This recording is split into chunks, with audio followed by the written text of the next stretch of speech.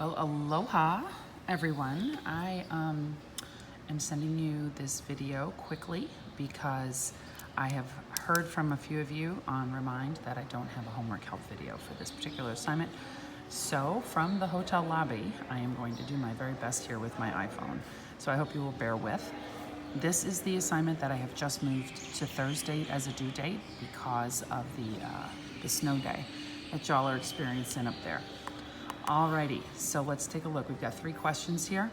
We've got one about a football punter, we've got one about a pole vaulter, and we've got one about a baseball being slowed down by a catcher's mitt. I've got some basics written over here, so that way we'll be able to move quickly, and I hope that my hand is steady enough for some of this, so I apologize if it's not. Just slow me down, rewind it, and watch it again. Okay, so let's start with the football player. The football punter, you're given the mass of the football, you're given the initial velocity of 0 and a final speed. Also the time of contact for the football player's foot. This is actually a really straightforward application of the impulse momentum formula. Okay, so force times time equals the change in momentum, and also the change in momentum, in case you have forgotten, the change in momentum also equals mass times the change in velocity. All right, you can work with either one. It just depends on what you know the most about, and you can certainly set this equal to this. Okay, key things that you need to understand when you're dealing with delta V, this is what I often hear a lot about. Delta V is always final velocity minus initial velocity, and you have to be careful with the sign. Sometimes you end up with a negative, sometimes you don't.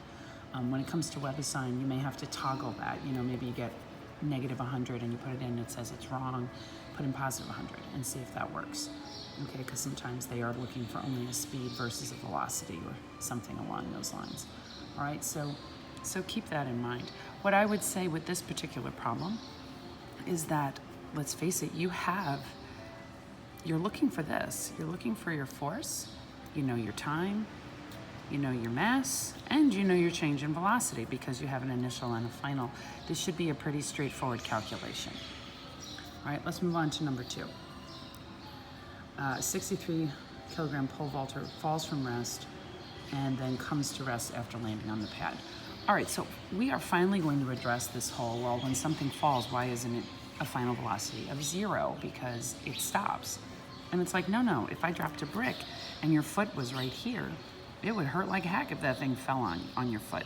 You actually have 2 different motions here. Okay, you've got the free fall piece where it's dropping, where you have a negative 9.81 acceleration, right? Notice my VT graph, we've seen those before. We know it's dropping in the case of my problem, 6.6 meters. So that's gonna go under here. You can use your techniques from before to figure out the velocity at this moment in time, and that is what I would suggest that you do. You may need a system of equations, maybe you don't, but you want to figure out the time in the air and then ultimately the final velocity. Don't be fooled, this 0.28 is not the time in the air. That is the time after the person hits the pad, slows down and stops. Notice how short that is? I mean, this won't be very long either. However, it'll be longer than this. Okay, this is the second piece of motion, where he's got a velocity of something. I don't know, I'm gonna make up a number. Like, let's say he's moving 22 meters per second. Don't quote me on that. All right, but let's say right before he hits the ground, he's got this velocity, or I should honestly really say negative 22, because he's on his way down, right? And then he's gonna have a final velocity after impacting the pad of 0. This is where you're going to work with this information up here. Remember all this fun stuff? Okay, so he has an initial velocity. This becomes the initial velocity. This becomes the final velocity. I hope that makes sense. All right, but like I said, 1 piece of motion here.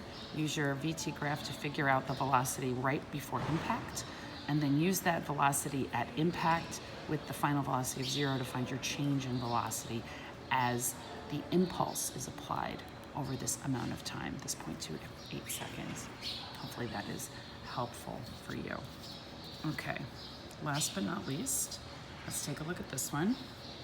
This is the baseball moving down, slowed to a stop by a catcher, and you're given an amount of time.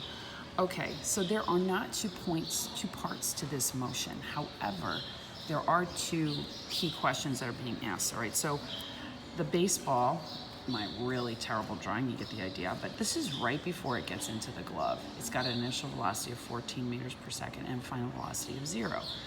You're given a time of impact, so this is a pretty straightforward application, once again, of this formula here to figure out the amount of force. Force times time equals mass times change in velocity. So this should be a pretty straightforward calculation. It's this one that maybe throws you for a little bit of a loop. Now let's consider a couple of things. You're gonna know the force. Again, I'm gonna make up a number.